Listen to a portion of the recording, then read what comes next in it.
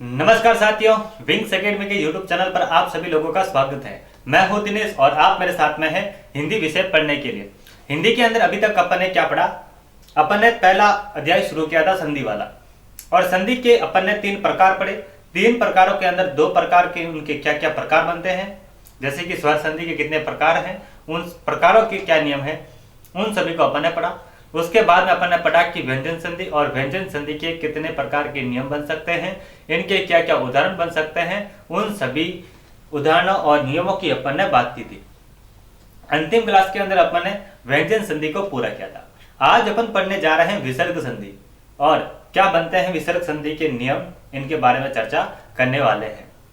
तो मैं हिंदी की कितनी महत्वपूर्णता है आप सभी लोग अच्छे तरीके से जानते हैं। कौन सी प्रतियोगिता के अंदर, कौन सी प्रतियोगिता परीक्षा के अंदर किस प्रकार के प्रश्न बनते हैं, कितना क्या वेटेज रहता है हिंदी का, आप सभी लोग अच्छे से जानते हैं। तो हिंदी के अंदर अपन ने पहला टॉपिक स्टार्ट कर दिया है और अपन अगला प्रकार पढ़ने जा रहे हैं विसर्ग संधि। संधि का तीसरा प्रकार पढ़ने जा रहे हैं विसर्ग संधि। जैसे कि अपन ने बात की थी पहली क्लास के अंदर कि संधि की परिभाषा क्या होती है, कि 2 शब्दों के मेल से जो विकार उत्पन्न होता है उन्हें क्या कहते हैं, उन्हें संधि कहते हैं। उसी प्रकार से अब बात करते हैं अपन इस विसर्ग संधि की। इस विसर्ग संधि की बात करें तो इसकी परिभाषा क्या बनेगी? तो इसकी परिभाषा बनेगी कि विसर्ग के बाद में क्या आए, स्वर आए, या फिर विसर्ग के बाद में क्या आए, व्यंजन आए। एक चीज अगर आपने नोटिस की है तो वो ये है कि अपन संधि की परिभाषा, संधि के प्रकारों की परिभाषा, संधि स्वर संधि के प्रकारों की परिभाषा की बात करें तो अपन ने एक ही भाषा के अंदर, बहुत ही साधारण भाषा के अंदर लिखने पढ़ने की कोशिश की है। कैसे? जैसे कि मैंने आपको बताया था कि संधि की परिभाषा क्या होती है, कि 2 शब्दों के मेल से जो विकार उत्पन्न होता है उन्हें संधि कहते हैं। तो स्वर संधि की परिभाषा अपन ने क्या पढ़ी थी कि 2 स्वरों के मेल से जो विकार उत्पन्न होता है उन्हें क्या कहते हैं, स्वर संधि कहते हैं। तो यहाँ पे अपन ने एक ही भाषा के अंदर हिंदी की संधि की परिभाषा देखने की कोशिश की। उसी प्रकार अपन ने व्यंजन संधि की परिभाषा देखी थी कि स्वर का व्यंजन के साथ मेल, व्यंजन का स्वर के साथ मेल, या फिर व्यंजन का व्यंजन के साथ मेल से जो विकार उत्पन्न होता है उन्हें क्या कहते हैं, उन्हें व्यंजन संधि कहते हैं। आगे उसी प्रकार अपन पढ़ने जा रहे हैं विसर्ग संधि। विसर्ग संधि की क्या परिभाषा है कि विसर्ग का स्वर के साथ मेल और विसर्ग का व्यंजन के साथ मेल से जो विकार उत्पन्न होता है उन्हें विसर्ग संधि कहते हैं। ये हुई आपकी विसर्ग संधि की बात। अब पढ़ते हैं विसर्ग संधि के क्या नियम बन सकते हैं, उन नियमों के क्या उदाहरण बन सकते हैं, उन उदाहरणों का किस प्रकार से संधि करते हैं, किस प्रकार से संधि विच्छेद करते हैं, उन सभी की बात करते हैं। आइए बढ़ते हैं पहले नियम की ओर। पहला नियम आपका क्या कह रहा है कि विसर्ग के साथ सगोश की संधि। विसर्ग के साथ सगोश की संधि मैं आपसे उम्मीद करता हूं कि व्यंजन संधि की जो पहली क्लास थी वो आपने अच्छे से देखी। सगोश क्या होते हैं, अघोष क्या होते हैं, आप सभी लोगों को अच्छे से याद होंगे। अगर अघोष की बात करें तो अघोष संख्या में कितने हैं, 13 व्यंजन। 13 व्यंजन कितने अघोष है, 13 अघोष कितने हैं, 13 है अघोष। और शेष व्यंजन और व्यंजन के साथ में स्वर जो होते हैं क्या होते हैं, वो सगोश होते हैं। वो क्या होते हैं, सगोश होते हैं। सगोश के अंदर कौन कौन आ गए, सगोश के अंदर आ गए आपके इन 13 व्यंजन के अलावा जो शेष व्यंजन बच जाते हैं वो व्यंजन, और इनके साथ में आ जाते हैं स्वर। क्या आ जाते हैं, स्वर आ जाते हैं, वो होते हैं सगोश होते हैं। अब नियम क्या कह रहा है, नियम कह रहा है कि विसर्ग के साथ सगोश की संधि, विसर्ग के साथ सगोश की संधि। और इस नियम में पहला नियम क्या है, आइए उसकी बात करते हैं। नियम कह रहा है कि अ के बाद विसर्ग आए, अ के बाद विसर्ग आए, जैसे कि मैं लिखता हूं त के साथ में मैंने विसर्ग लिखा, तो इस त के अंदर किसकी मात्रा है, तो इस त के अंदर आ की मात्रा है। किसकी मात्रा है? अ की मात्रा है। और इसके साथ में कौन है? ये विसर्ग है। ये क्या है? ये विसर्ग है।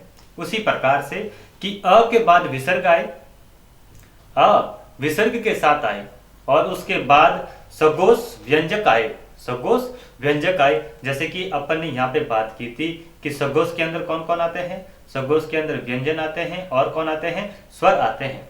इस नियम में आपको व्यंजन व्यंजन लेने हैं, स्वर नहीं लेने हैं। इस नियम के अंदर आपको क्या लेने हैं? व्यंजन व्यंजन लेने हैं, स्वर नहीं लेने हैं।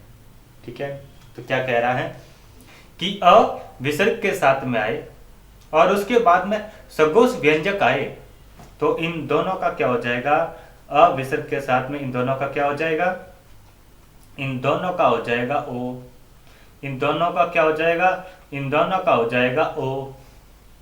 सिंपल सा नियम, बहुत साधारण नियम है, आपको याद रखना है कि अ विसर्ग साथ, अ के साथ में कौन है? अ विसर्ग के साथ आता है और उसके बाद में यदि सगोश व्यंजक आता है। अब सगोश व्यंजक कौन कौन से हो जाते हैं उनके बारे में बात कर लेते हैं। तीसरा वर्ग, चौथा वर्ग, पांचवा वर्ग। वर्गीय व्यंजन में से तीसरा वर्ग, चौथा वर्ग, पांचवा वर्ग, ये क्या होते हैं? ये सगोश होते हैं। इनके अलावा होता है य, र, ल और व। और कौन सा होता है? और इसके साथ में आ जाएगा ह। इनके साथ में कौन आ जाएगा? ह आ जाएगा इनके साथ में। क्या नियम कह रहा है? नियम कह रहा है कि अ के साथ में विसर्ग आए, विसर्ग अ के साथ में आए और उसके बाद में यदि सगोश व्यंजक आता है तो अ और विसर्ग का क्या बन जाएगा? इन दोनों का बन जाएगा ओ। दोनों का क्या बन जाएगा? ओ। किस प्रकार से? आइए बात करते हैं, आइए बात करते हैं। मैं आपके सामने दोबारा से इस चीज को वापस से दोबारा से देख लेते हैं कि अ के बाद में विसर्ग आए, अ के बाद में विसर्ग आए और विसर्ग के साथ में सगोश व्यंजक आए। सगोश व्यंजक कौन कौन से होते हैं? वर्गीय व्यंजन में से तीसरा वर्ग, चौथा वर्ग, पांचवा वर्ग और य, र, ल, व और ह। इनके बाद सगोश व्यंजक आता है तो इन दोनों का क्या हो जाता है? ये दोनों ओ में बदल जाते हैं। ये दोनों किस में बदल जाते हैं? ये दोनों ओ में बदल जाते हैं। आइए उदाहरण की बात करते हैं। उदाहरण आपके सामने लिखा आ रहा है मना धन जा। क्या लिखा आ रहा है? मना धन जा लिखा आ रहा है। आइए देखते हैं कि इसकी संधि अपन किस प्रकार से करेंगे। मैं शब्द आपके सामने लिखता हूं मना धन ज। क्या लिखा मैंने? मना धन ज।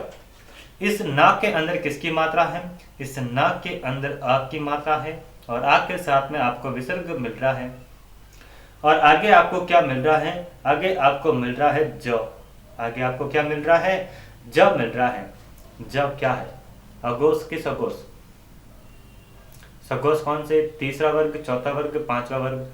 तो ज कौन से वर्ग का है? ज तीसरे वर्ग का है। तो ज क्या हुआ? ज हुआ सगोश। ज क्या हुआ? ज हुआ सगोश। तो नियम अनुसार अ और विसर्ग का क्या बन जाएगा? इन दोनों का बन जाएगा ओ। इन दोनों का क्या बन जाएगा? इन दोनों का बन जाएगा ओ। साधारण सा। अब यहाँ पे शेष क्या बचा?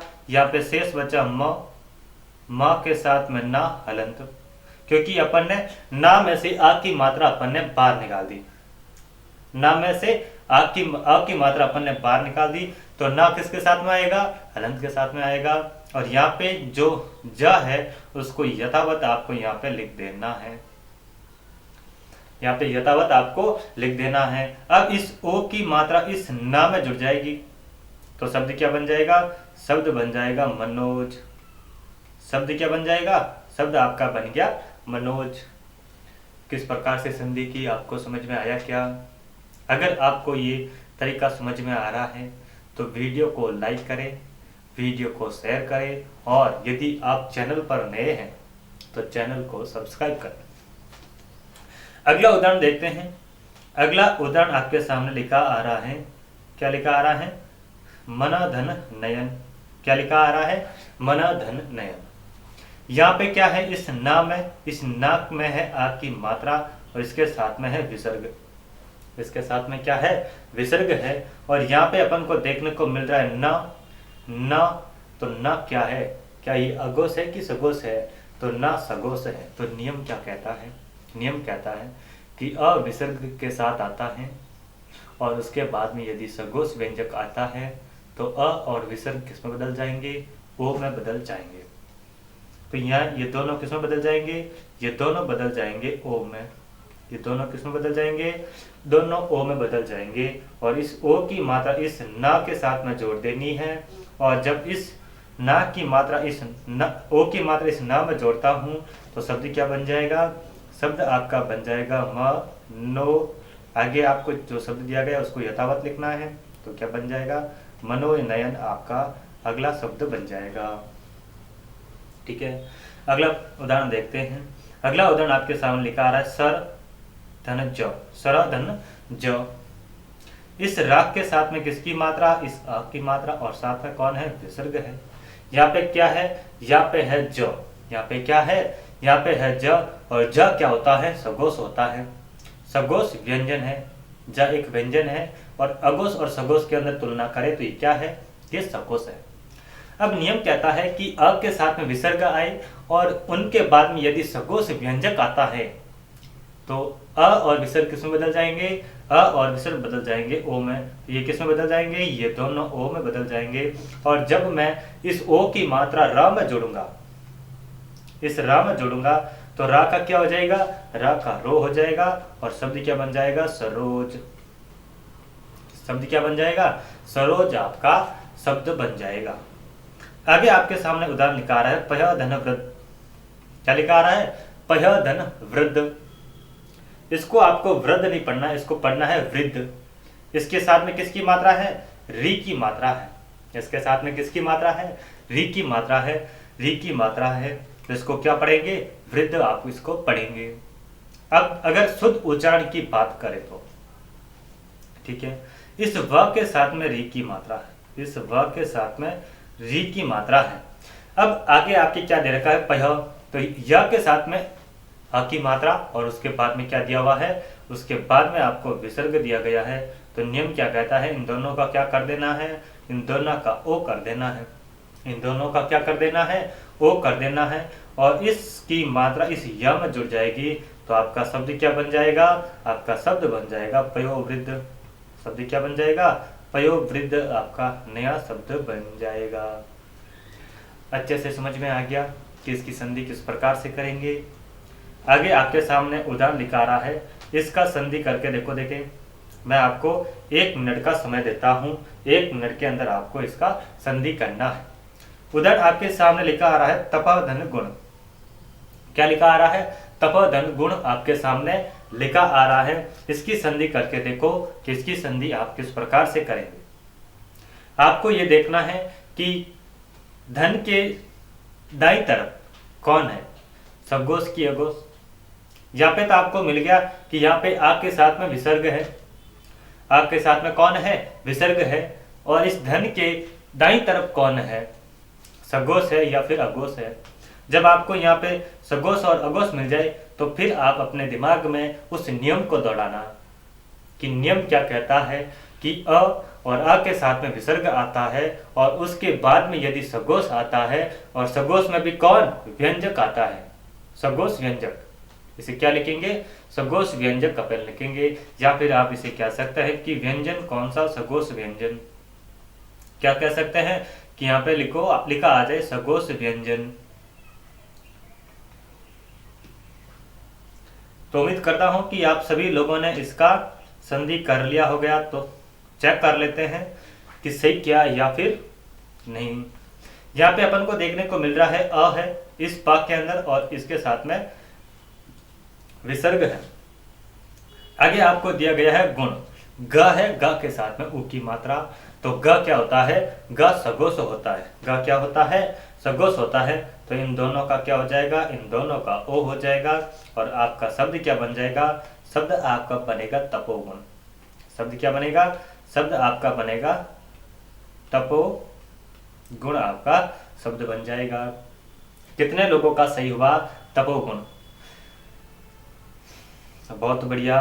आगे आपके सामने लिखा आ रहा है तपह धन भूमि। तो इसका संधि क्या बन जाएगा? इसका संधि बन जाएगा तपोभूमि। इसका संधि क्या बन जाएगा? तपोभूमि आपका इसका संधि बन जाएगा। आगे आपके सामने उदाहरण लिखा रहा है यश धन गान। क्या लिखा रहा है? यश धन गान। इसका संधि करके देखो, देखो कितना क्या सही करते हो। यहाँ पे विसर्ग है, विसर्ग से पहले क्या है? अ है। विसर्ग से पहले क्या है? अ है। और उसके आगे आपको क्या दिया गया है? ये ग दिया गया है। ग के अंदर आ की मात्रा, ग के अंदर आ की मात्रा है। तो ग क्या है? ग सगोस है। तो नियम क्या कहता है? नियम कहता है कि अ विसर्ग के साथ आता है और उसके बाद में यदि सगोस व्यंजक आता है तो विसर्ग और आ का क्या हो जाएगा? ओ हो जाएगा। ओ हो जाएगा। इस नियम के अंदर आपको एक बात का ख्याल रखना है। यहाँ पे अपन ने बात की कि सगोस व्यंजक आए। कहाँ पर बात की? यहाँ पे अपन ने बात की, यहाँ पे सगोस व्यंजक आए। यहाँ पे फिर अपन ने बात की कि सगोस व्यंजक कौन कौन से होते हैं? तीसरा वर्ग, चौथा वर्ग और पांचवा वर्ग। और इसके अलावा तो य, र, ल और व, और इसके साथ में ह। तो ये क्या होते हैं? ये होते हैं आपके सगोस। ये क्या होते हैं? ये होते हैं सगोस। क्या होते हैं? सगोस होते हैं व्यंजन वाले। तो यशो धन गान की सभी लोगों ने संधि कर दी क्या? देखें इसका सही क्या बनेगा? यशो गान आपका सही शब्द बनेगा। क्या बनेगा? यशो गान इसका एकदम सही जवाब बनेगा, इसका एकदम सही शब्द बनेगा। क्या पहला नियम क्या कहता है? पहला नियम कहता है कि अ विसर्ग के साथ में आए और उसके बाद में सगोस व्यंजन आए तो विसर्ग और अ इन दोनों का क्या हो जाएगा? वो हो जाएगा। ठीक है, देखते हैं अगला नियम। अगला नियम क्या कहता है? अगला नियम आपके सामने लिखा आ रहा है कि यहाँ पे अपन ने बात की अ और अ के बाद में सगोस व्यंजन। अ के बाद में कौन से? सगोस व्यंजन। अब यहाँ पे अपन किसकी बात करेंगे? अब यहाँ पे अपन बात करेंगे स्वर और सगोस व्यंजन। स्वर और सगोस व्यंजन। तब इसका क्या नियम बनेगा? आइए देखते हैं। यहाँ पे स्वर, अ भी स्वर है, आ भी क्या है? स्वर है। और उसके साथ में विसर्ग आए और उसके बाद में व्यंजन आए। कौन सा? सगोस व्यंजन आए। कौन सा व्यंजन आए? सगोस व्यंजन आए। तो इन दोनों का क्या कर देंगे? इन दोनों का कर देंगे ओ। इन दोनों का क्या कर देंगे? इन दोनों का कर देंगे ओ। तो इसका अपन को क्या करना है? इसका अपन को क्या करना है? इसका यहाँ पे क्या करना है कि स्वर आए, स्वर के बाद में सगोस व्यंजन आए और स्वर में भी किसको छोड़ना है? इस अ को छोड़ना है। इस अ के अलावा जो शेष स्वर है, इस अ के अलावा इस स्वर के अंदर आपको एक स्वर छोड़ना है अ। कौन सा स्वर छोड़ना है? इस अ को छोड़ना है। और उसके बाद में विसर्ग आए और विसर्ग के साथ में कौन आए? सगोस व्यंजक आए। सगोस व्यंजक आए और इस सगोस व्यंजक में भी र नहीं आना चाहिए। र के अलावा जो सगोस व्यंजक बच जाते हैं, नियम को जरा ध्यान से देखना। एक बार वापिस से मैं आपके सामने लिख देता हूं। एक बार वापिस से मैं आपके सामने लिखता हूं। नियम क्या है? नियम कह रहा है कि स्वर के साथ में विसर्ग है, स्वर विसर्ग के साथ में आए, लेकिन अ के अलावा स्वर, क्योंकि अ का सगोस व्यंजक के साथ में क्या नियम बनता है वो अपन ने देख लिया। तो इसके अलावा जो शेष स्वर रहते हैं, इसके अलावा जो शेष स्वर रहते हैं उसके साथ में यदि सगोस व्यंजक आए, उसके साथ में यदि सगोस व्यंजक आए तो इस विसर्ग का क्या हो जाएगा? इस विसर्ग का हो जाएगा र। इस विसर्ग का क्या हो जाएगा? इस विसर्ग को अपन र में बदल देंगे। और इस सगोस में भी आपको कौन सा सगोस नहीं लेना है? इस रा वाले सगोस को आपको नहीं लेना है। सगोस व्यंजक में भी रा के अलावा जो शेष व्यंजक बच जाते हैं उनको आपको उनको आपको लेना है। अब आपको इस नियम को याद किस प्रकार से रखेंगे? आपको याद रखने का तरीका मैं बता देता हूं। पहला नियम आपको याद करना है। पहला नियम जो अपन ने अभी पढ़ा, उस नियम को आपको याद करना है। किस प्रकार से? कि अ आए और आ के साथ में कौन आए? विसर्ग आए और विसर्ग के साथ में कौन आए? सगोस आए। आए, अ के साथ में कौन आए? सगोस आए। और सगोस भी कैसा? व्यंजन सगोस आए। कैसा सगोस आए? व्यंजन सगोस आए। अब यहाँ से आप दो तरीकों से इस नियम को याद कर सकते हो। या तो फिर पहले तरीका यही है कि आप इसको लिख लिख के रट रट के याद कर दो। दूसरा क्या तरीका है कि यहाँ पे मैंने लिखा अ, यहाँ पे मैंने क्या लिखा अ क्या है? स्वर है। अ क्या है? स्वर है। और स्वर के बाद में अगर स्वर आता है, स्वर के बाद में यदि स्वर आता है तो उसका एक अलग नियम है कि अ के बाद में अ आने पर उसका क्या नियम बनेगा, वो नियम अपन अभी पढ़ेंगे। लेकिन इस नियम को याद करने का तरीका मैं आपको बताता हूं कि अ आए, अ के बाद में विसर्ग आए और विसर्ग के बाद में सघोष लिखना है। इतना तो आपको याद करना है। और सघोष में अपन चूंकि दोनों पढ़ते हैं, सघोष स्वर भी होते हैं, सघोष व्यंजन भी होते हैं। तो यहाँ पे आपको याद करने का क्या तरीका होगा कि अ क्या है? अस्वर है। अ क्या है? अस्वर है। तो यहाँ पे आपको स्वर वाला हिस्सा नहीं लेना, स्वर वाला हिस्सा नहीं लेना, ठीक है। सघोष तो आपको लेना है, लेकिन इस स्वर वाले हिस्से को नहीं लेना है, क्योंकि ये यहाँ पे स्वर है तो यहाँ पे अपन स्वर नहीं लेंगे, ठीक है। इस तरीके से आप याद कर सकते हैं। और इस अ और विसर्ग का क्या हो जाता है? इस अ और विसर्ग का ओ हो जाता है। ये पहला नियम अपन ने पढ़ा। अब दूसरा नियम क्या कह रहा है? दूसरा नियम यही कह रहा है कि स्वर आए और स्वर के बाद में अघोष व्यंजक आए, स्वर के बाद में सघोष व्यंजक आए। और यहाँ पे चूंकि अपन अ की तो पहले बात कर चुके हैं, स्वर कितने? 11 स्वरों में से अ की अपन ने पहले नियम के अंदर बात कर ली। तो यहाँ पे कौन से स्वर होंगे? इस अ के अलावा जो शेष स्वर रह जाते हैं, इस अ के अलावा जो शेष स्वर रह जाते हैं उनकी बात अपन कर रहे हैं, ठीक है। तो इसका क्या नियम बन जाएगा कि स्वर के साथ में विसर्ग आ रहा है और उसके बाद में यदि सघोष व्यंजक आ रहा है और स्वर में कौन से स्वर को छोड़ना है? इस अ वाले स्वर को छोड़ना है। तो ये विसर्ग किसमें बदल जाएगा? ये विसर्ग बदल जाएगा र में। ये विसर्ग किसमें बदल जाएगा? ये विसर्ग बदल जाएगा र में। आइए देखते हैं उदाहरणों के साथ में क्या उदाहरण बनेंगे। नियम अच्छे से याद हो गया। पहला नियम क्या है कि अ विसर्ग के साथ में आए और उसके साथ में यदि सघोष व्यंजक आता है तो अ और विसर्ग किसमें बदल जाएंगे? ओ में बदल जाएंगे। फिर दूसरा नियम अपन क्या पढ़ रहे हैं कि स्वर आए। अ भी एक स्वर है। अ क्या है? अ भी एक स्वर है। लेकिन यहाँ पे जो स्वर आएगा, अ की तो अपन ने पहले से बात कर ली। इनके अलावा जो शेष स्वर रह जाते हैं उन स्वरों के बाद में यदि सघोष व्यंजक आता है, उन शेष स्वरों के साथ में यदि सघोष व्यंजक आ जाता है तो इस विसर्ग का क्या हो जाएगा? इस विसर्ग को आपको र में बदलना है। इस विसर्ग को आपको किस में बदलना है? इस विसर्ग को आपको बदलना है र में। किस में बदलना है? इसको बदलना है आपको र में। एक चीज का यहाँ पे आप करेक्शन कर सकते हैं कि यहाँ पे आपको सघोष व्यंजक नहीं लिखना है, यहाँ पे सिर्फ आपको लिखना है सघोष। दूसरे नियम के अंदर थोड़ा सा यहाँ पे टाइपिंग मिस्टेक हो गई। यहाँ पे आपको सघोष व्यंजक नहीं लिखना है। क्या दूसरा नियम क्या है? एक बार पुनः देख लेते हैं। नियम क्या है? नियम क्या है? नियम कह रहा है कि स्वर आए, यहाँ पे इसको काट देना, सघोष आना यहाँ पे, सिर्फ सघोष, ठीक है। कि स्वर आए और स्वर के बाद में यदि सघोष आता है, स्वर के साथ में विसर्ग और विसर्ग के बाद में यदि सघोष आता है तो इस विसर्ग का क्या हो जाएगा? इस विसर्ग का हो जाएगा र। इस विसर्ग का क्या हो जाएगा? र हो जाएगा। और स्वर में भी इस अ के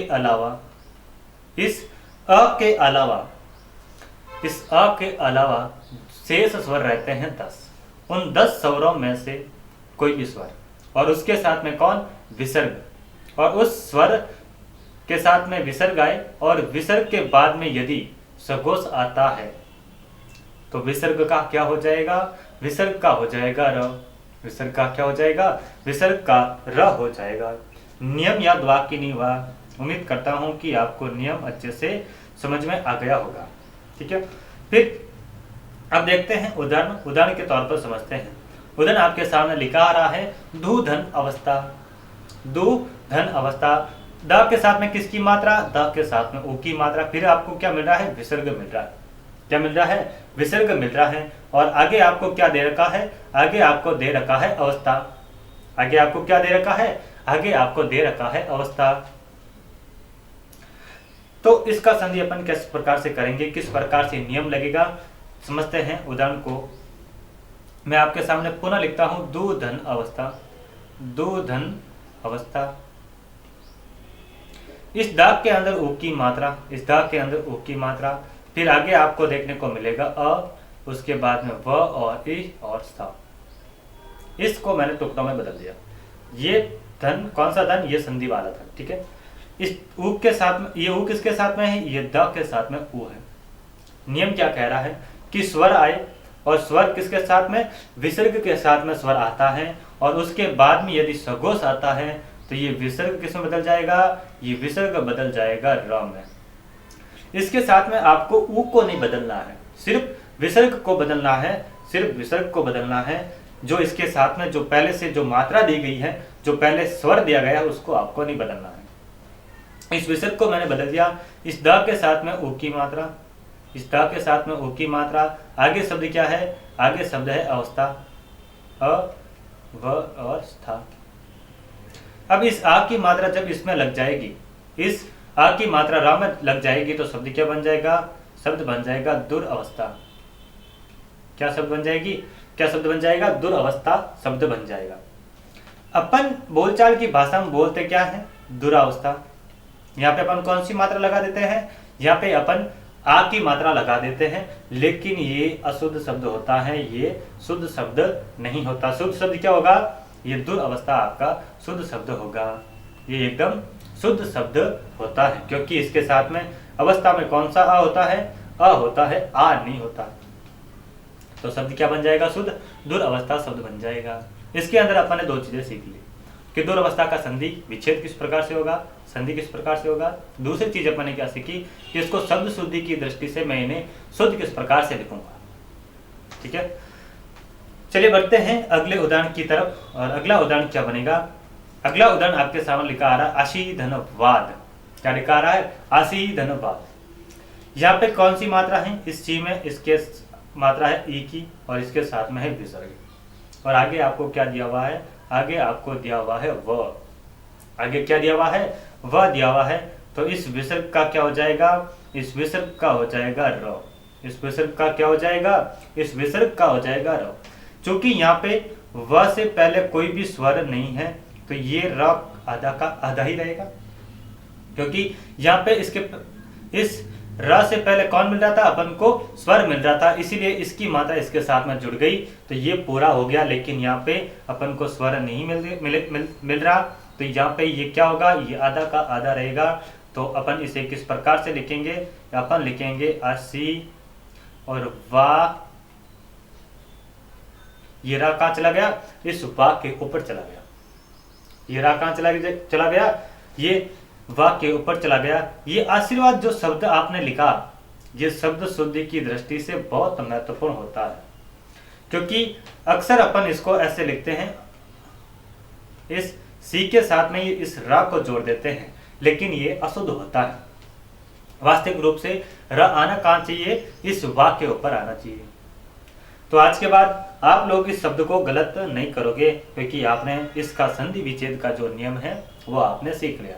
कभी भी आपसे पूछ ले कि इस आशीर्वाद के अंदर कौन सा संधि है, स्वर संधि, व्यंजन संधि या फिर विसर्ग संधि, तो आप लोग क्या कहेंगे, कहेंगे कि इसके अंदर विसर्ग संधि है। किस प्रकार से विसर्ग संधि होगी, तो आप कहेंगे आशी धनवाद। अगर आपसे पूछे कि आशीर्वाद को आप शुद्ध कैसे लिखोगे, तो सर हम इस प्रकार से लिखेंगे। अशुद्ध नहीं लिखोगे ना सब लोग, बहुत ही बढ़िया। आगे आपके सामने लिखा आ रहा है द्विधन आगमन, द्विधन आगमन। यहाँ पे व है, व के साथ में ई की मात्रा और इसके बाद में विसर्ग। नियम क्या कहता है, नियम कहता है कि स्वर के बाद में यदि विसर्ग के साथ, स्वर विसर्ग के साथ में आता है और विसर्ग के बाद में यदि सघोष आता है, तो विसर्ग र में चला जाएगा। बस इस सघोष में से आपको कौन सा सघोष नहीं लेना है, इस पूरे सघोष में से आपको सिर्फ र के अलावा सारे स्वर, इस सारे सघोष इस नियम में आपको लेने हैं, ठीक है। अपन इस र को क्यों नहीं ले रहे, क्योंकि ये जो विसर्ग है ये खुद र में जा रहा है, इसीलिए इस र को आपको नहीं लेना है। अब इसका संधि किस प्रकार से होगा, इस विसर्ग का क्या हो जाएगा, इस विसर्ग का हो जाएगा र, इस विसर्ग का क्या हो जाएगा, इस विसर्ग का हो जाएगा र, और रा में जब आ की मात्रा जुड़ेगी, इस रा में जब आ की मात्रा जुड़ेगी तो रा का क्या हो जाएगा, रा का हो जाएगा रा, रा का क्या हो जाएगा, रा का हो जाएगा रा। तो शब्द क्या बनेगा, शब्द आपका बनेगा द्विरागमन, शब्द क्या बनेगा, द्विरागमन आपका शब्द बन जाएगा। आगे आपके सामने लिखा आ रहा है बहिधन आगमन, तो इसका भी क्या बन जाएगा, बहिरागमन आपका शब्द बन जाएगा। शब्द क्या बन जाएगा, बहिरागमन आपका नया शब्द बन जाएगा। आगे आपके सामने लिखा आ रहा है निधन अपराध, ये भी शब्द शुद्धि का बहुत अच्छा उदाहरण माना जाएगा। इसका अपन संधि करके देखते हैं अच्छे तरीके से। तो शब्द मैं आपके सामने लिखता हूं निधन अपराध, क्या लिखा मैंने, निधन अपराध। अब नियम आप सभी लोगों को अच्छे से याद हो गया। नियम क्या है, नियम बस इतना सा है कि स्वर के साथ में सघोष आने पर अ के अलावा स्वर लेने हैं, अ के अलावा जो शेष स्वर रहते हैं उसके बाद में यदि सघोष आता है तो इस विसर्ग का क्या हो जाता है, इस विसर्ग का र हो जाता है, इस विसर्ग का क्या हो जाता है, र हो जाता है। और आगे आपको कौन सा स्वर मिल रहा है, अ मिल रहा है, और जब इस अ की मात्रा इस र में जुड़ जाएगी तो शब्द क्या बन जाएगा, शब्द बन जाएगा र, शब्द क्या बन जाएगा, र बन जाएगा। अब आपको क्या करना है, नी, और नी के बाद में क्या बन गया, इस आ की मात्रा जुड़ जाने पर र बन गया। आगे आपके सामने शब्द लिखा है निरपराध, शब्द क्या बना, निरपराध। लेकिन अपन करते क्या है, अपन इसको बोलते भी निरपराध है, निरपराध क्या पड़ता है इसको, निरपराध, लेकिन ये अशुद्ध होता है, ये गलत होता है, ये सही नहीं होता, ये शुद्ध नहीं होता। तो शुद्ध क्या होगा, निरपराध शुद्ध शब्द होगा, निरपराध क्या होगा, शुद्ध शब्द होगा।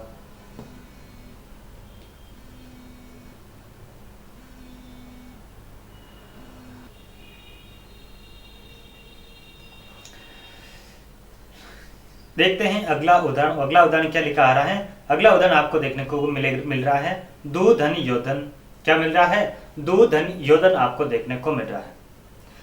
तो द के साथ में किसकी मात्रा, द के साथ में ऊ की मात्रा, और उसके बाद में विसर्ग है। और आगे कौन दिया हुआ है, आगे आपके दिया हुआ है य, और य के साथ में ओ की मात्रा, य के साथ में किसकी मात्रा, ओ की मात्रा है, और यह क्या है, यह सघोष है। तो नियम क्या कहता है कि स्वर आए, स्वर के बाद में सघोष आता है तो विसर्ग राम में चला जाता है। तो यह विसर्ग किस में चला जाएगा, ये विसर्ग चला जाएगा राम में, ये विसर्ग किस में चला जाएगा, ये विसर्ग चला जाएगा राम में। चूंकि इस य से पहले कोई भी स्वर नहीं है तो ये रा कैसा रहेगा, ये रा रहेगा आधा, रा कैसा रहेगा, रा रहेगा आधा। आपको क्या लिखना है, दो लिखना है, विसर्ग के स्थान पर क्या लिखना है, रा आधा लिखना है, और जो शेष शब्द है उसको आपको लिखना है योधन, क्या लिखना है, योधन आपको लिखना है।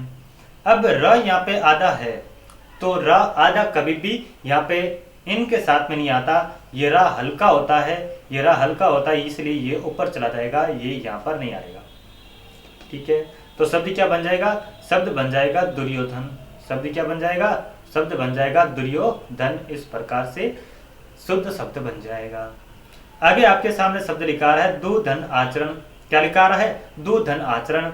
ऊ है, ऊ के बाद में आचरण लिखा हुआ है, आ मिल रहा है, तो आ सघोष होने के कारण इस स्वर और विसर्ग के बाद सघोष आता है तो विसर्ग का क्या हो जाता है, विसर्ग का हो जाता है र, तो यहाँ पे र हो गया। और आ की मात्रा जब इस रा में जुड़ जाएगी तो रा का क्या हो जाएगा, रा हो जाएगा। तो शब्द क्या बन जाएगा, दुराचरण, दुराचरण आपका संधि से नया शब्द बन जाएगा। अभी तक अपन ने विसर्ग संधि के दो नियम पढ़े। कौन कौन से दो नियम, पहला नियम अपन ने पढ़ा कि अ आए और अ के बाद में सघोष व्यंजन आता है, अ आए, अ के साथ में विसर्ग है, अ विसर्ग के साथ में आए और उसके बाद में सघोष व्यंजक आता है, सघोष व्यंजन आता है, तो अ और विसर्ग का क्या हो जाएगा, ओ हो जाएगा। फिर दूसरा नियम अपन ने पढ़ा कि अ के अलावा जो शेष स्वर आए और उनके बाद में सघोष आए तो विसर्ग का क्या हो जाएगा, रा हो जाएगा। अगला नियम अपन पढ़ते हैं।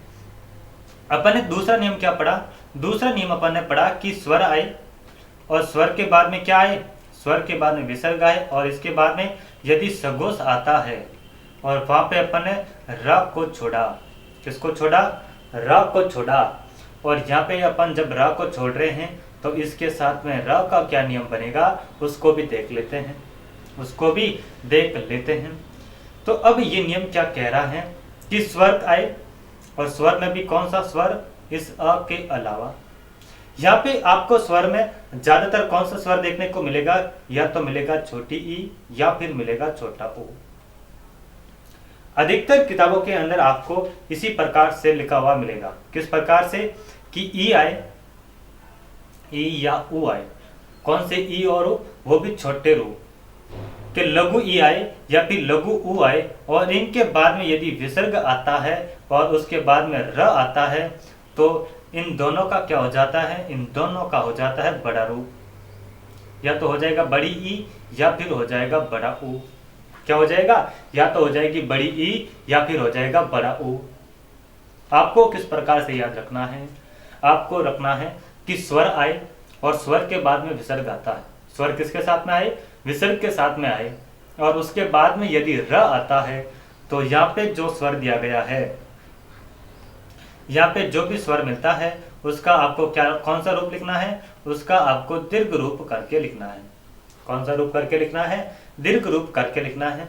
आप इस नियम को इस प्रकार से लिख दो और सरलता हो जाएगी। इस प्रकार से लिखो कि ई आए, क्या आए, ई आए या फिर ऊ आए, और उसके बाद में विसर्ग आता है, उसके बाद में विसर्ग आता है, और विसर्ग के बाद में यदि र आए, र भी हलंत, ठीक है, और इसके बाद में यदि र आता है तो अगर ई आता है, यदि ई आता है तो ई और विसर्ग का क्या हो जाएगा, बड़ी ई हो जाएगी, और यदि ऊ और विसर्ग आता है और ऊ और विसर्ग का क्या हो जाएगा, इनका बड़ा ऊ हो जाएगा।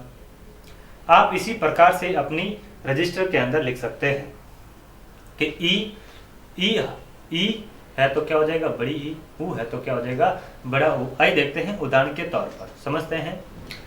उदाहरण लिखा आ रहा है कि नी आए, क्या है, नी है, और नी के बाद में विसर्ग है। नी के अंदर कौन सी मात्रा, ई की मात्रा, ई के बाद में विसर्ग है, और आगे आपको क्या देखने को मिल रहा है, र देखने को मिल रहा है। रा में ऊ की मात्रा है, और आगे आपको लिखा आ रहा है जो। अलग तरीके से समझने की कोशिश करते हैं। शब्द है नी के साथ में क्या लिखा आ रहा है, रुज। क्या लिखा आ रहा है, रुज लिखा आ रहा है। नियम क्या कह रहा है कि स्वर आए, स्वर के साथ में सगोस आता है, और सगोस में भी र को छोड़कर, तब तो विसर्ग का र हो जाएगा। और यदि स्वर के साथ में ये र स्वर में आएगा तब क्या करना है, तब आपको बस कुछ नहीं करना है। अगर ई है तो ई का क्या करना है, बड़ी ई कर दो, और यदि ऊ है तो ऊ का क्या कर दो, बड़ा ऊ कर दो। आपको 99.9999% संभावना यही है कि ये दोनों पूछेंगे। कभी कभार इनके अलावा पूछ ले, अगर ए पूछ ले तो ए का क्या कर देंगे, आई कर देना, ठीक है। आपकी ज्यादातर संभावना यही है कि ई और ऊ पूछेंगे। अधिकतर किताबों के अंदर अपन को यही देखने को मिलता है कि यहाँ पे स्वर नहीं लिखा था, वहां पे लिख देता है कि ई या ऊ, ठीक है। तो आप इस नियम में थोड़ा कंफ्यूज मत होना, थोड़ा सा ध्यान रखना कि ई और ऊ के बाद में र है तो क्या हो जाएगा, अगर ई है तो बड़ी ई हो जाएगी, ऊ है तो बड़ा ऊ हो जाएगा। यहाँ पे ना के अंदर किसकी मात्रा है, इस ना के अंदर ई की मात्रा है, इस ना के अंदर ई की मात्रा है, फिर विसर्ग है, फिर क्या है, र है, और र के साथ में छोटी ऊ की मात्रा, और आगे ज है। यहाँ पे क्या है, यहाँ पे अपन ने ना के साथ में एक की मात्रा निकाल दी। अब नियम क्या कहता है कि इन दोनों का क्या हो जाएगा, अगर ई है तो ई की क्या हो जाएगी, बड़ी ई हो जाएगी, अगर ई है तो क्या हो जाएगी, बड़ी ई हो जाएगी, और इस न के साथ में जब बड़ी ई की मात्रा जोड़ूंगा और साथ में र, और र के साथ में ऊ की मात्रा और ज, तो शब्द क्या बन जाएगा, शब्द बन जाएगा निरूज। शब्द क्या बन जाएगा, निरूज आपका नया शब्द बन जाएगा, ठीक है। अगला आपके सामने उदाहरण लिखा आ रहा है निधन रोग, निधन रोग। अब इसके साथ में किसकी मात्रा, ई की मात्रा और विसर्ग है। विसर्ग के बाद में अपन को क्या देखने को मिल रहा है, र देखने को मिल रहा है, र में ओ की मात्रा और आगे शब्द है ग, आगे शब्द क्या है, ग। अब नियम क्या कहता है कि स्वर आए, स्वर के बाद में र आए तो इन स्वर का दीर्घ रूप आपको कर देना। यहाँ पे ई है, यहाँ पे क्या है, ई है, और तो इन दोनों का क्या हो जाएगा, इन दोनों का बड़ा रूप हो जाएगा बड़ी ई। इन दोनों का क्या हो जाएगा, बड़ी ई हो जाएगा। और बड़ी ई की मात्रा इस न के अंदर जोड़ेंगे तो शब्द क्या बन जाएगा, नी बन जाएगा।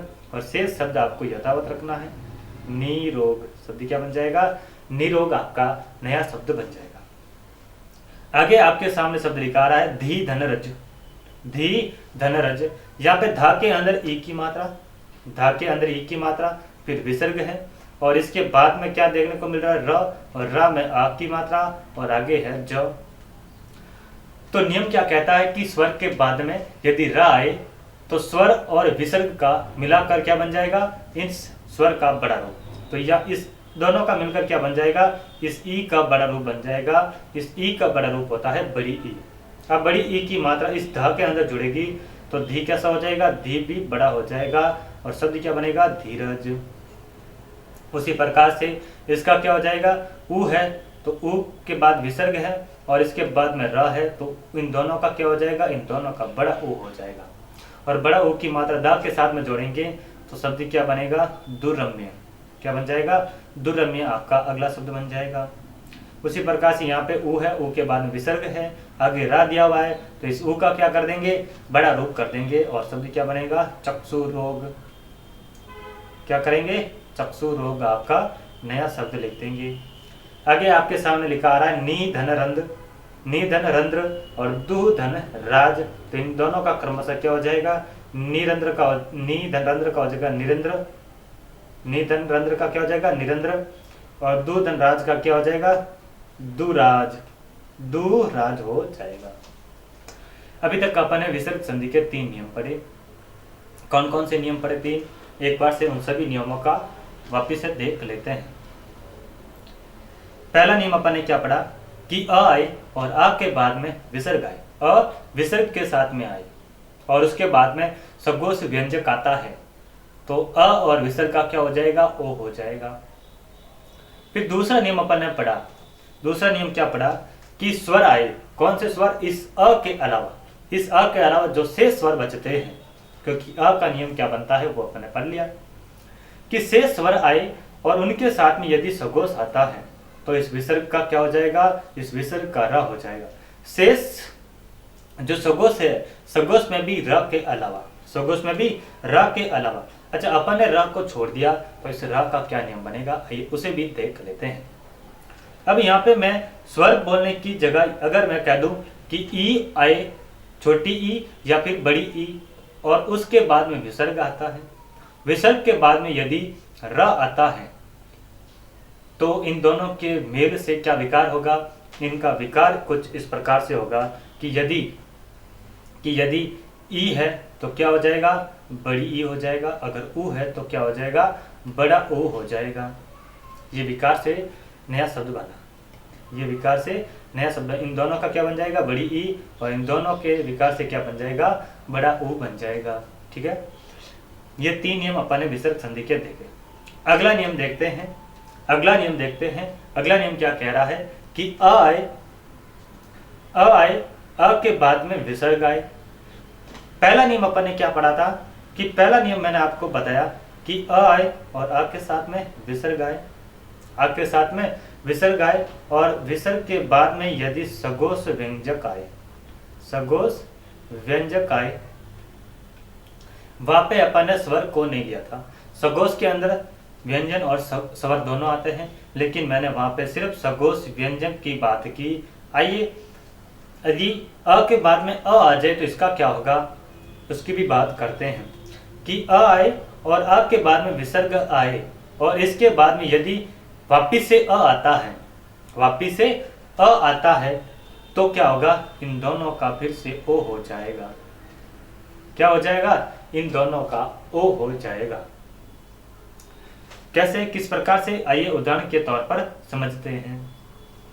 आपके सामने लिखा आ रहा है, नियम क्या है कि अ आए और अ के बाद में विसर्ग आए, अ आए, अ के बाद में विसर्ग आए, और उसके बाद में पुनः अ आता है, पुनः अ आता है तो इन दोनों का क्या हो जाएगा, इन दोनों का ओ में बदलाव हो जाएगा, ओ में विकार हो जाएगा, ओ में परिवर्तन हो जाएगा। और इस अ का क्या करना है, इस अ का आपको कर देना है लोप। इस अ का क्या करना है, इसका आपको लोप कर देना है। ये वापिस से संधि करते समय वापिस नहीं आएगा। आपके सामने उदाहरण लिखा रहा है मन धन अभिराम। क्या लिखा आ रहा है, मन धन अभिराम। मैं शब्द यहाँ पे लिखता हूँ मन धन अभिराम। शब्द क्या लिखा, अभिराम मैंने यहाँ पे लिखा।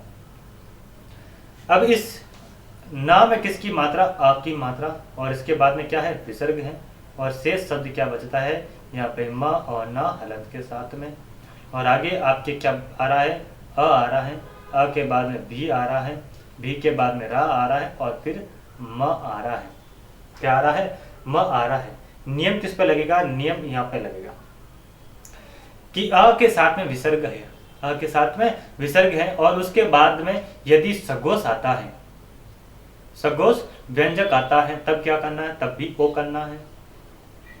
और यदि अ आए विसर्ग के साथ में और उसके बाद में यदि अ आता है, तब भी आपको क्या करना है, तब भी आपको इन दोनों का क्या करना है, इन दोनों को बदलना है ओ में।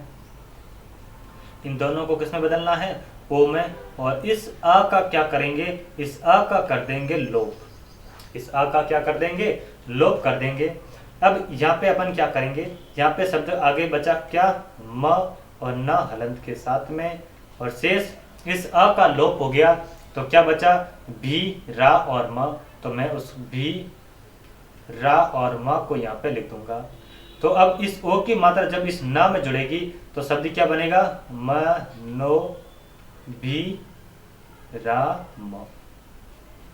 तो मनाधन अभिराम की संधि क्या हो जाएगी, मनोभिराम संधि हो जाएगी। क्या हो जाएगी, मनोभिराम संधि हो जाएगी। नियम क्या है, नियम बस इतना सा है, जो नियम अपन ने पहला पढ़ा उसमें वहां पे अपन ने स्वर नहीं लिए थे अ के साथ में, यहाँ पे अ के साथ में सिर्फ अ लेना है, इसके साथ में शेष स्वर भी नहीं लेना है, सिर्फ अ के बाद में अ है।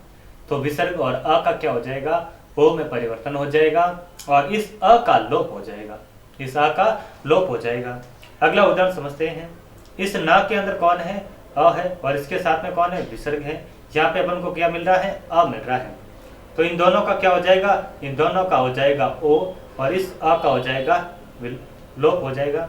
और शब्द क्या बनेगा, शब्द बनेगा मनोभूनित, मनो मनो मनो अनुभूति, मनोनुभूति। शब्द क्या बन जाएगा, मनोभूनिति। ठीक है।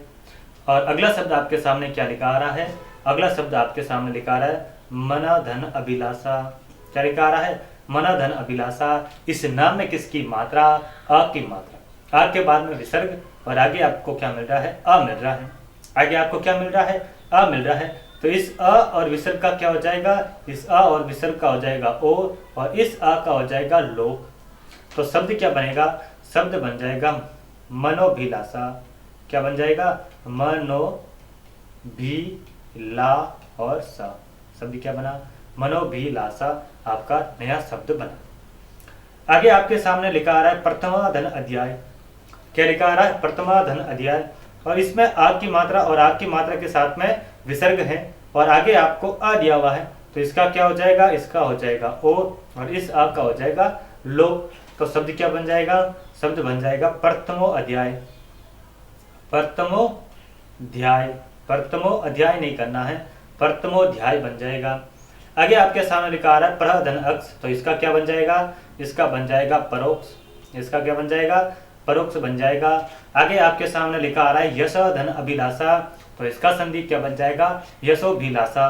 क्या बन जाएगा, यशो, यहाँ पे ओ में परिवर्तित हो गया यशो, और इस अ की अ का लोप हो गया, तो भी, फिर ला और सा। क्या बन जाएगा, यशो भी लासा आपका नया शब्द बन जाएगा। फिर आगे आपके लिखा आ रहा है मन धन अनुसार। मन धन अनुसार, इस अ और विसर्ग का ओ में परिवर्तन हो जाता है, इस अ का लोप हो जाता है, तो शब्द क्या बन जाएगा, शब्द बन जाएगा मनोनुसार, मनोनुसार। क्या बन जाएगा, मनोनुसार, मनोनुसार। मनोनुसार की संधि विच्छेद क्या होगी? तो संधि होगी मना धन अनुसार, मन के अनुसार। ठीक है, अगला नियम देखते हैं, विसर्ग संधि का 5वां नियम। विसर्ग संधि का 5वां नियम क्या कहता है? अपन विसर्ग संधि के 5वें नियम को अगली क्लास में पढ़ने की कोशिश करेंगे, इनके उदाहरणों को अगली क्लास में देखेंगे। ठीक है, अभी तक अपन ने विसर्ग संधि के 5 नियम पढ़े। अभी तक अपन ने विसर्ग संधि के 5 नियम क्या क्या पढ़े, एक बार उनका देख लेते हैं वापस से। मैंने आपको पहला नियम बताया कि अ आए, अ के बाद में विसर्ग है और इसके साथ में यदि सगोश व्यंजक आता है, सगोश व्यंजक आता है तो ये दोनों किस में बदल जाएंगे? ये दोनों बदल जाएंगे ओ में। ये दोनों किस में बदल जाएंगे? ओ में। ये पहला नियम अपन ने देखा। दूसरा नियम अपन ने क्या देखा? दूसरा नियम देखा कि इस अ के अलावा शेष स्वर आए और उसके बाद में विसर्ग आए, विसर्ग के साथ में यदि सगोश आता है, सिर्फ सगोश आता है और सगोश में भी इस रा के अलावा, तब ये विसर्ग किस में बदल जाएगा? ये विसर्ग बदल जाएगा रा में। ये विसर्ग किस में बदल जाएगा? रा में। यहाँ पे अपन ने लिखा स्वर और स्वर में सगोश, सगोश में इस रा के अलावा।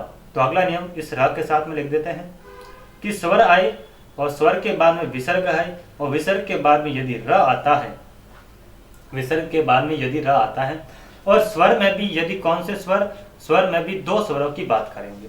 स्वर में भी कौन से स्वर की बात करेंगे? एक बात करेंगे ई की और एक बात करेंगे ऊ की। यदि ई है तो क्या हो जाएगा? इसकी बड़ी ई हो जाएगा। अगर ऊ है तो इसका क्या हो जाएगा? बड़ा ऊ हो जाएगा। फिर चौथा नियम अपन ने पढ़ा। चौथा नियम कौन सा पढ़ा? कि अ आए, अ के बाद में क्या आए? विसर्ग आए और अ के विसर्ग के बाद में पुनः अ आए, तो इन दोनों का क्या हो जाएगा? जिस प्रकार से इस अ और विसर्ग का ओ किया, उसी प्रकार से यहाँ पे क्या करना है? इसका ओ करना है। इसको मैंने अलग क्यों लिखा? क्योंकि इस अ का क्या हो जाता है? इस अ का लोप हो जाता है। इस अ का क्या हो जाता है? इस अ का लोप हो जाता है। इसीलिए मैंने इसको इस नियम से थोड़ा सा अलग लिखा।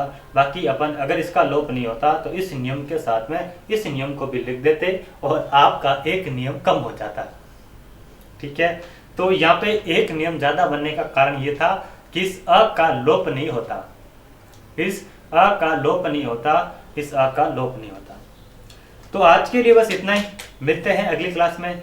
अगर आपको हमारी वीडियो पसंद आ रही है, अगर आपको हमारी मेहनत आपके काम आ रही है, तो वीडियो को लाइक करें, अपने दोस्तों के साथ में शेयर करें और यदि चैनल पर नए हैं तो चैनल को सब्सक्राइब करें। ठीक है, तो मिलते हैं अगली क्लास में। तब तक के लिए धन्यवाद।